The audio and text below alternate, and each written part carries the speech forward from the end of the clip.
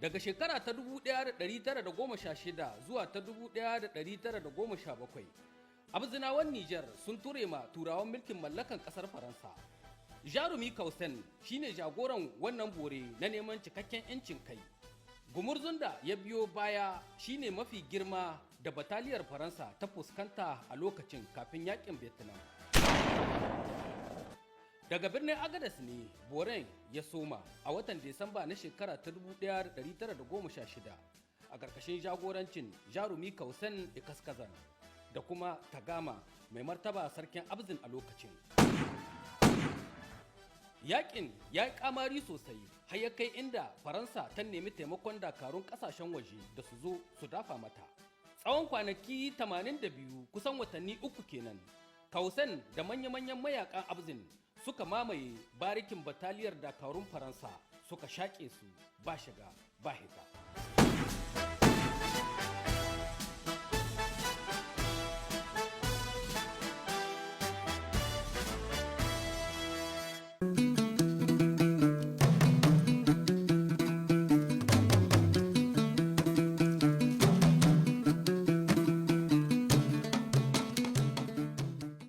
Jama'a masu kalmar sauraron mu assalamu alaikum, barkanmu da yau, barkanmu da warhaka, barkanmu da sake saurara da ku a daidai wannan lokaci a cikin labaranmu na sashen Hausa da zamu gabatar da su a yau innan Juma'a.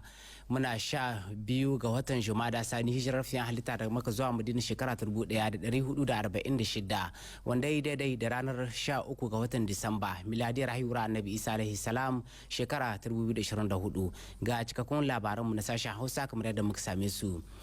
Idan mu soma da labaranmu dangane da ajandar shugaban kasa, inda a ranar jiya Alhamis ne shugaban kasa shugaban majalisar CNSP Brigadier General Chani Abrahaman ya jagoranci zama na majalisar ministoci. Yayin wannan zaman batun tsaro shine ya mamaye wannan zaman. Yayin zaman shugaban kasa tare da ministoci sun yaba matuka kan yadda jami'an tsaro ke gudanar da aiki tukuru wajen ganin cewa sun kare wannan kasa ta mutu Nijar domin ganin cewa ta kwana lahiya kuma ta tashi lahiya. Yayin da a yayin wannan zaman aka bayyana cewa jami'an tsaro za su dinga bayar da sakamakon aikin da suke yi na tsaron wannan kasa ta mu ta Nijar sau biyu a kowane mako. An karfafa musu kan yadda suke kokarin ganin cewa sun kare martaba ta wannan kasa ta mu ta Nijar. Yayin da daga bisani yayin wannan zamanin ministoci zaman ya bayyana cewa kafar yada labarai ta Faransa wato RFI kan bayar da labaran boge da ke iya tayar da hargitsi a cikin wannan kasa ta mu ta Nijar. Gwamnatin wannan kasa ta mu ta Nijar ta yi tir da Allah wadai da gidan rediyon France International wanda ke ci gaba da gudanar da kamfen shi ta hanyar lalata sunan kasar Nijar musamman ma ta fannin tsaro, wanda tunama gwamnati ta ɗauki aniyar ganin cewa za ta maka su wato a kotu domin ta kalubalanci dukkanin waɗansu labarai da suke bayarwa da ke iya tayar da zamna tsaye a cikin wannan ƙasa ta mu ta Nijar. Yayin da yayin wannan zaman na ministoci gwamnati ta yaba wa jami'an tsaro kan kokarin da suke yi tare da jan hankali zuwa ga dukkanin al'umma da su guji bayar da labaran boge da za su iya tayar da hargitsi a cikin wannan ƙasa ta mu ta Nijar. Har yanzu kan mutum da shahi wato ajandar shugaban kasa, inda a ranar yau inin juma'a ne shugaban kasa shugaban majalisar CNSP Brigadier General Chani Abrahaman ya karbi wa'insu ganannaki. Yayin ganannakin da an tattauna kan muhimman batutuwan da suka shahi wato ci gaban wannan kasa ta mu ta Nijar. Wannan ganawar da shugaban kasa ya yi ta ne da tawagar ministoci na kungiyar IOS wadda ke karkashin jagorancin Abdullahi Diop, ministan harkokin wajen kasar Mali, kuma shine shugaban wannan tawaga musamman ma na wannan haɗakar ministoci na kungiyar IOS. Sun zo ne dai albarkacin wani zaman taro da za su gudanar da shi a nan babban birnin Yamai, musamman kan yin nazari kan ci gaban tattalin arziki na waɗannan ƙasashe da kuma abin da ya shahi shige da fice na al'umma da kuma dukiyoyinsu. Wannan kungiyar tasu da aka kafa tun ranar 6 ga watan Yulin 2024 za su tattauna matuka, kuma wato Abdullahi Diop ya bayyana gamsuwarsa da jin daɗin sa kai yadda shugaban ƙasa ya tarbe su hannu biyu tare da musu fatan zaman taron su yi shi cikin sa'a. Daga nashi waje, Prime Minister Ali Muhammad Lamin Zain a ranar jiya Alhamis ne ya karbi wata ganawa a ofishinsa. Prime Minister Ali Muhammad Lamin Zain ya karbi ganawa ne da wato jakadan haɗaɗɗiyar daular Larabawa Rashid Sa'id, wanda ya zo a cikin wannan kasa ta mu ta Nijar domin tattaunawa da magabata na wannan kasa ta mu ta Nijar musamman ma kan ayyukan ci gaba na alkhairi a wannan kasa ta mu ta Nijar.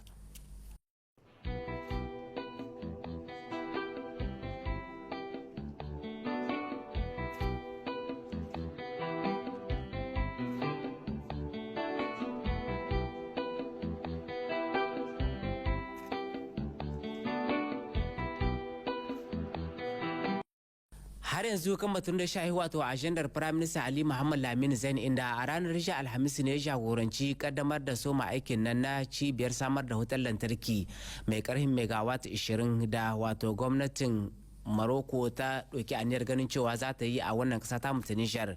yayin wannan gagarumin bikin da ya samu halartar magabata na wannan ƙasa ta Nijar da ma mambobi na majalisar CNSP karkashin jagorancin wato jakadan ƙasar Morocco da ke cikin wannan ƙasa ta Nijar Allal Al-Ashab da kuma daraktan cibiyar gudanar da aiki na alkhairi na ƙasa da ƙasa na ƙasar Morocco wato Muhammad Matkal sun jagoranci kaddamar da wannan aikin a jawabin wato jakadan ƙasar wato Morocco da ke cikin wannan ƙasa ta Nijar Allal Al-Ashab ya bayyana cewa gwamnatin wato ƙasar Morocco musamman ma sarkin kasar Morocco Muhammad Sis ya ɗauki aniyar ganin cewa zai taimaka ma wannan ƙasa ta Nijar ka'in da na'in musamman ma a wannan fannin da suka gudanar da wannan cibiya ta samar da wutar lantarki mai ƙarfin megawatt 20 ya bayyana cewa yana fatan ganin cewa wannan aikin da aka ɗauki aniyar ganin cewa zai kawo watanni 18 ana gudanar da shi za a gudanar da shi cikin tsanaki yayin da shi ma gwamnan jihar Birnin Yamai Janar Brigadier Asuman Abdu Haruna mai masaukin baki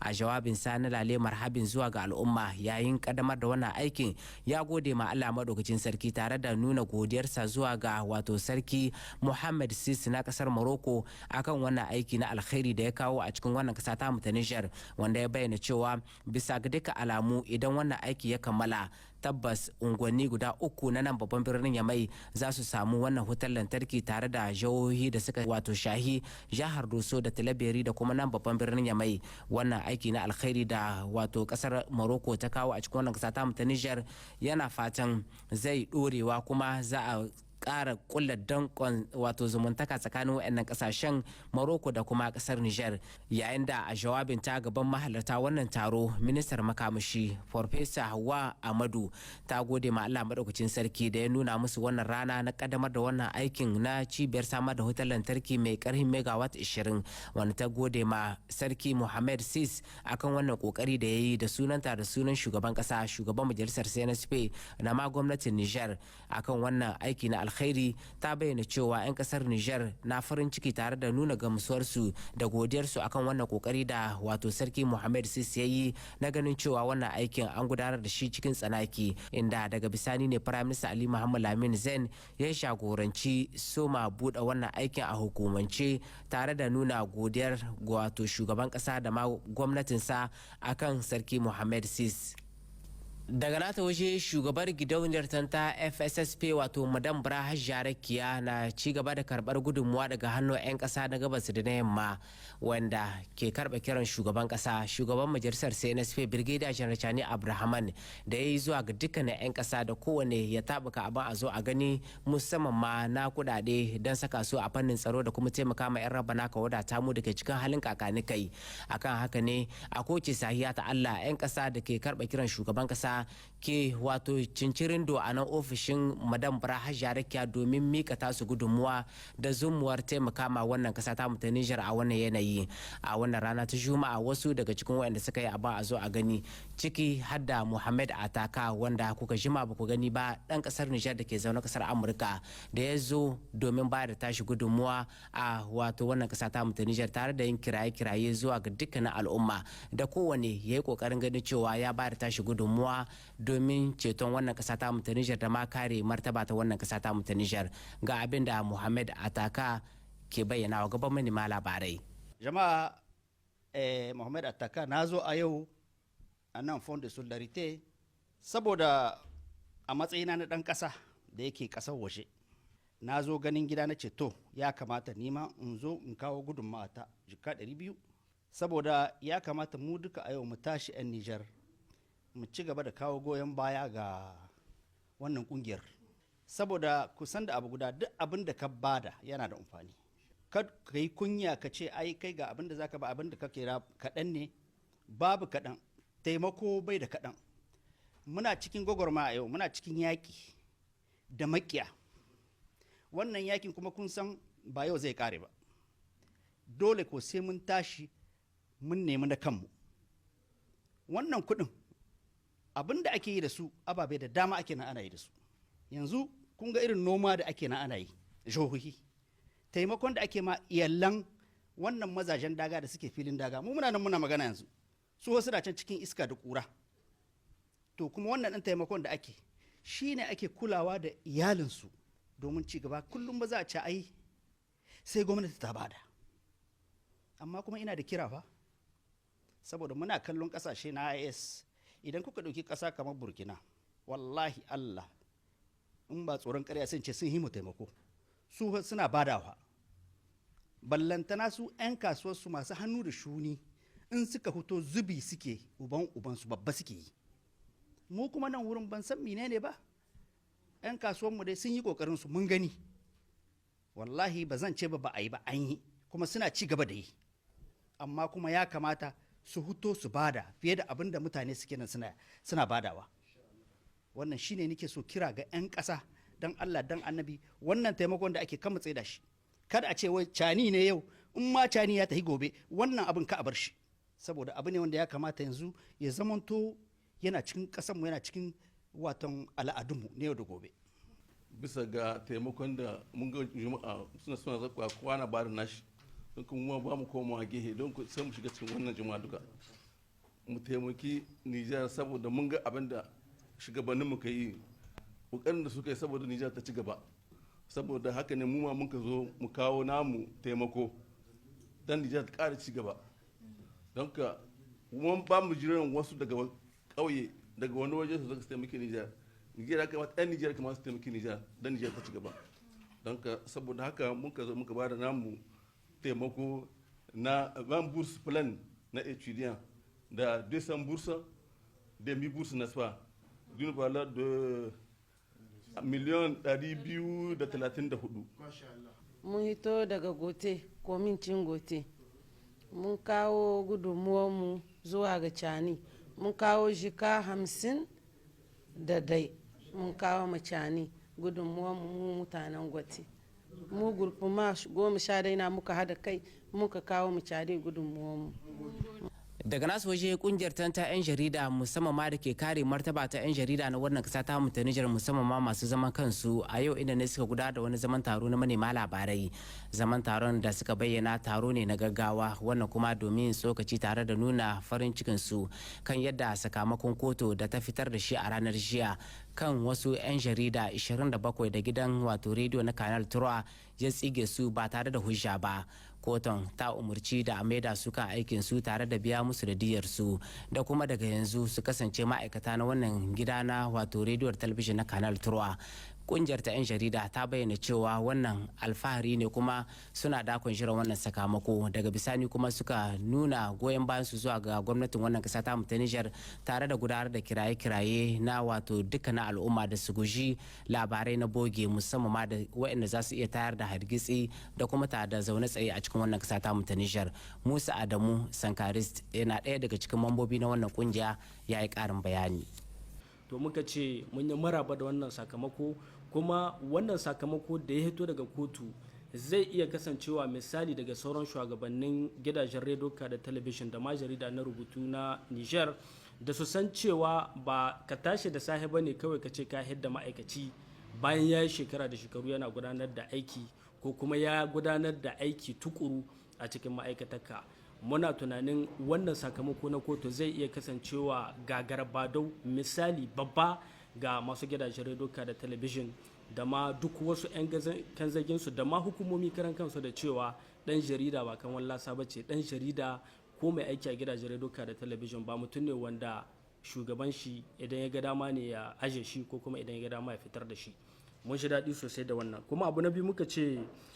mun yi mamaki matuƙa wannan shekara da ba a gudanar da babban taro wanda sama da shekara 11 ake gudanar da shi a ƙasar mu ta Nijar wanda taro ne na incin 'yan jarida wanda ake gudanar su a ranar 30 ga watan Nuwambar na kowace shekara.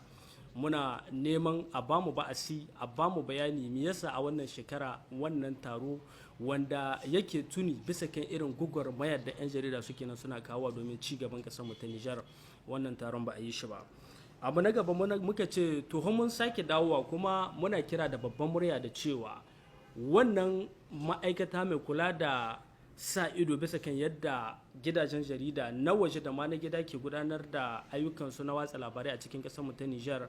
muna son wannan ma'aikata a ce an sata ba tare da ɓata lokaci ba, saboda wannan ma'aikata sata shi ke sa su sa ido bisa kan yadda 'yan jarida da ma gidajen jarida suke gudanar da aikinsu na watsa labarai a ƙasar mu ta Nijar wadda ake ce ma ONSC. Sannan kuma akwai ma'aikata wadda ake ce ma ɗakin 'yan jarida ko kuma Maison de la Presse wadda aka rushe da zimmar cewa za a kawo sabon biro wanda kowa ya yarda da shi, kuma muka ga wata da watanni ba amma maganar sa wannan shi ɗaki na 'yan jarida. Muna kira da babban murya da cewa nan take shi wannan ɗaki na 'yan jarida namu wanda ake ce ma Maison de la Presse an sa shi kuma an bi ka'idoji waɗanda ya kamata domin sa shi. Abu na gaba muka ce to a albarkacin wannan taron manema labarai na gaggawa da muka kira za mu yi amfani domin tuni da irin hali na kunci, hali wanda bai kamata ba da abokan aikinmu suke a gidajen rediyo da talabijin, tare da sa ido na hukumomi da kuma sa ido na sauran shugabannin gidajen rediyo da talabijin, inda muna da labari kuma muna sane da cewa watanni ne abokan aikinmu suke yi suna aiki tukuru ba su da alawus. Shekara da shekaru ne abokan aikinmu suke yi suna aiki ba su da takarda wadda za ta ba su damar cewa ana zuba musu kuɗi ko da sun je ritaya za su samu abin da za su samu baki salati. To shi ne muke cewa muna sanar da wannan kuma muna ƙara kira da duk wani hukuma ko kuma hukumomi masu hannu waɗanda suke iya su yi ruwa su yi tsaki domin a shawo kan wani al'amari, to a shawo shi nan take ba da ɓata lokaci ba. Sannan abu na gaba muka ce to muna gani irin yadda musamman daidai wannan lokaci na 'yancin ƙasarmu ta Nijar, wato yadda sauran 'yan jarida ma musamman kafafe na yada labarai na ƙetare suke gudanar da ayyukansu, inda za ka ɗauki labari saman yanar gizo ka wallafa da sunan labari ne. Muka ce a'a, akwai abin da ake ce ma kundi wanda ya tsara yadda ya kamata a yi tafiyar da aikin jarida a ƙasar mu ta Nijar da ma sauran ƙasashe na duniya wanda ake ce ma ethics da deontology. To muka ce muna kiran abokananmu, mun san suna yi amma su zage damce su mutunta wannan kundi domin ganin cewa idan za su ba da labari, musamman ma labari wanda yake tada hankali irin a labari na asha na an kai wani hari ko kuma to su jira su samu hujja kwakwara domin su gudanar da wannan labari ko kuma su samu hujja ta hanyar hukumomi da dai waɗanda suka kamata ta hanyar da doka ta bada domin gudanar da aikinsu na jarida. Daga ƙarshe muka ce muna tuni da jami'an tsaronmu waɗanda ba dare ba rana suke ci gaba da gudanar da ayyuka domin kare ƙasarmu ta Nijar. Muna shinshina musu kuma muna goyon bayan su 100% bisa kan ayyukan da suke yi domin kare ƙasarmu ta Nijar, kuma muna neman Allah ya ji kan duk wani wanda ya rasa rayukan shi da kuma neman Allah ya gafarta mishi.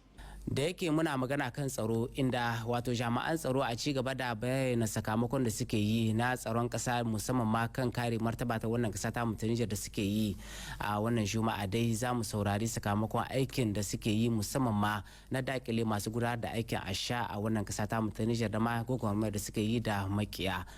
Ga wannan rahoto na wato Hussein Agali.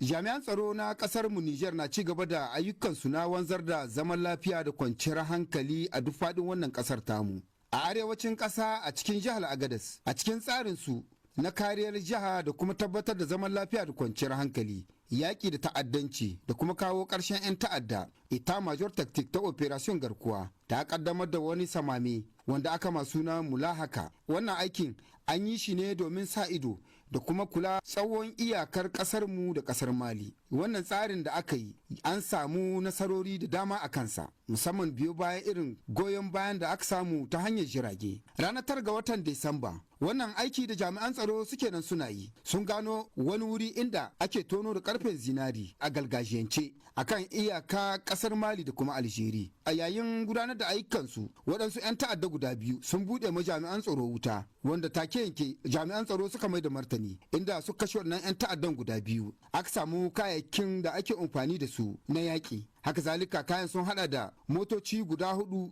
samfarin Toyota Pickup da waɗansu makamai daban-daban. Akwai bindiga biyu wacce ake kira mitraillez, akwai kuma bindiga guda biyu wadda ita ma samfurin Fizi mitraillez. Akwai wasu bindigogi guda 9 samfurin AK-47 da kuma bindigogi guda biyu na farauta. An samu sharjar guda 50 wanda ke dauke da harsassai da kuma na'urorin sadarwa a cikinsu. Akwai salula guda 5 wacce ake kira Motorola. Akwai na'urori guda 2 na sadarwa samfurin Starlink. sa'annan an samu harsassai guda 5,000 da waɗansu kayayyaki daban wanda ake gudanar da aikin ta'addanci da su. Wannan dai samame ya ba jami'an tsaro gudanar da ayyukansu na wargaje dukkanin wani tsari na 'yan ta'adda akan wannan iyakokin. A yayin gudanar da waɗannan ayyukan wani kwanton ɓauna da aka yi akan babban hanyar nan wacce a nan ne 'yan ta'adda da kuma masu saran da ke bi domin gudanar da ayyukansu. Jami'an tsaro sun gama wata mota samfarin Toyota Pickup wacce a cikinta akwai mutum guda 5, an samu kuma tabar wiwi kusan birgi 18. Duk waɗannan kayayyakin da aka kama da kuma waɗannan mutanen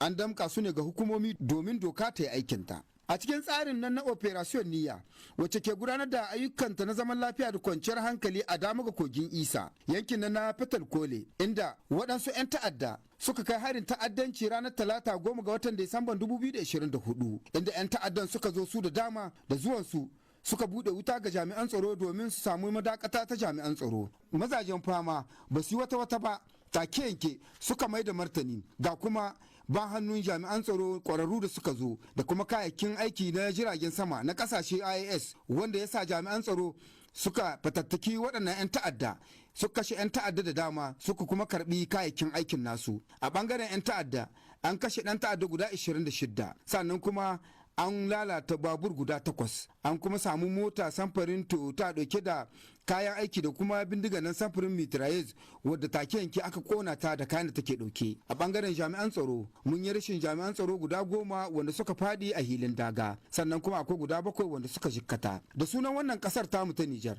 da sunan hukumomi na koli suke isar da ta'aziyar su ga iyalan mazajen da suka fadi a hilin daga wanda sun fadi ne a hilin daga domin kare martabar wannan kasar tamu ta Nijar. Hal gobe hal jibi ba za a manta da waɗannan jami'an tsaro ba sannan kuma suna fatan ubangiji Allah maɗaukin sarki mai kowa mai komi wanda suka jikkata ya koro musu da manzon sauki. Hukumomi na ƙasar mu Nijar na isar da jinjina da yabo ga jami'an tsaro wanda ba su taɓa ƙasa a gwiwa ba bangaren kare martabar wannan ƙasar tamu ta Nijar. Kullum shirye suke domin su kare martabar wannan ƙasar su kawo ƙarshen ta'addanci da kuma 'yan ta'adda domin ƙasar Nijar ta tabbata ƙasa mai cikakken incin kai. A ci gaba da ayyukansu na wanzar da zaman lafiya da kwanciyar hankali a cikin wannan ƙasar tamu ta Nijar. Rundunar ta jami'an tsaro tana ci gaba da gudanar da ayyukanta na yaye dukkan wani ɗan ta'adda ko kuma ta'addanci a cikin wannan yankin domin kare al'umma da kuma ƙaddarorinsu. Hal ila yau dai runduna da ke gudanar da ayyukan wanzar da zaman lafiya da kwanciyar hankali a makon da ya gabata ta gano waɗansu da ke gudanar da ayyukan kaima 'yan ta'adda kayan masurufi a yankin Sayi. Runduna ta sojoji wanda ke kula da sha'anin gandun daji a cikin ayyukansu na sa ido da kuma bincike sun kama wani kwale-kwale dauke da waɗansu kayayyaki da kuma kayan abinci ga 'yan ta'adda. Kayan dai an samu kusan karton 64,000 wanda ba komi cikin sai magunguna. An samu kusan litar 350 na isansi. Injin ko kuma motar guda 5 na kwale-kwale. An samu ton 2.5 na cimaka. Runduna da ke gudanar da aikinta a yankin Makulandi a yayin wani sintiri ta gano wata mota samfurin Hiyas ta ɗauki hanya zuwa Fambul da ke cikin ƙasar Burkina Faso. Wannan motar tana ɗauke da waɗansu kayayyaki dama wanda su ne ake haɗawa domin a haɗa nakiya. Jami'an tsaro sun kama wani ɗan ta'adda a yankin Dargwal wanda ke gudanar da ayyukansa yana tariyar al'umma kuma yana aikin ta'addanci akan al'umma tare da waɗansu da ke kama mishi a yayin da ke gudanar da wannan aikinsa na ta'addanci. Yana gudanar da aikin ta'addanci ne a yankin Banjo, Bube da Sefa Tonde wanda an samu labarin shi ga mutane da dama. Haka zalika jami'an tsaro suna neman wannan dan ta'addan dab da samun labarin shi wanda kuma Allah cikin ikonsa sun kama shi. An kuma kama shi da kuɗi miliyan 1,424,120 na sefa. An samu karfe nan na zinc ma'ana azurfa bar guda 5 da waɗansu kaddarori da dama. Wannan aikin da jami'an tsaro ke yi ke nuni da cewa babu ƙasa a gwiwa a game da ayyukan wanzar da zaman lafiya ga jami'an tsaro. Burin shine su kare al'umma da kaddarorinsu da kuma kawo ƙarshen dukkan wani gungu na 'yan ta'adda. Ya ku 'yan ƙasa 'yan Nijar, hukumomi na koli na sanar da ku cewa ku kiyaye da dukkan wasu labarai da kuke ji a kan rezo sosiyo, yanar gizo, shahin sada zumunta, Twitter da sauransu. Musamman karece-karece da ke yawo ta hanyar waɗannan ababen, inda aka ce an yi wani gumurzu a yankin Tera tsakanin jami'an tsaro da waɗansu 'yan ta'adda, inda 'yan ta'adda suka halaka jami'an tsaro 43 makon da ya gabata. Har ila yau a wannan makon sun ce 'yan ta'adda sun halaka jami'an tsaro guda 61 haɗi da wasu farin kaya. Wannan bayanan da kuke ji babu kamshin gaskiya a cikinsu. magana ce ta ƙarya, tsari ne na waɗansu mutane domin su cimma gurinsu na durƙusar da wannan ƙasar tamu ta Nijar. Ƙarara suke hitowa domin su shirya ƙarya, domin ba wata hanya wadda suke ganin za su iya cimma nasara ta ƙarya lagon jami'an tsaro na ƙasar mu Nijar da ke gumurzu domin ƙasar Nijar ta samu zaman lafiya da kwanciyar hankali. Wajibin su ne su yi amfani da wannan ƙarece-ƙarecen ta hanyar rezo sosiyo. To a kiyaye, ƙasar Nijar 'yan ƙasa sun zama tsintsiya madarmin ki ɗaya, za su tunkari dukkan wani ƙalubale wanda zai tada zamani tsaye a cikin wannan ƙasar tamu ta Nijar. Dangance da wannan karece-karecen ne, hukumomi ke sanar da ku cewa ku ci gaba da kawo goyon bayan ku ga jami'an tsaro na ƙasa domin ku ƙara ƙarfafa musu ƙwarin gwiwa ayyukan da suke yi domin kawo ƙarshen ta'addanci da ma 'yan ta'adda a cikin wannan ƙasar tamu ta Nijar. A kiyaye da shuraren dukkan wani abu wanda ke fitowa daga waɗannan shafuffuka na sada zumunta. Ku ci gaba da sanar da jami'an tsaro abubuwan da kuka gani wanda ku yarda da su ba ta hanyar can wallahi. Bangaren jami'an tsaro kuna ku tuntube su akan lamba 4040. Bangare na jami'an tsaro na gendarmerie ku tuntube su akan lamba 4000. Bangaren jami'an tsaro na police national ku tuntube su akan lamba 83. Allah ya zama da ƙasar mu lafiya. To madalla masu kalam da sauraron mu gaba daya abinda ya sauwaka kenan a cikin shirin mu na yau, sai kuma gobe asabar da yarda Allah Hajja Zulha Gambo za ta zo dauke da sabbin labarai fula, amma a hali yanzu a madadin ilahira abokan aiki wayanda suka dafa muka gabatar muku da shirin, musamman ma Abdulwahab Sabi da ya hada ni da ku, ni da na shirya na gabatar Abdulrahman Malam Sidi Jibala da bagi nake fatan Allah mai kwami komi ya sake salamu da alherinsa. Asuba ta gari daga nan Tele Sahel, assalamu alaikum.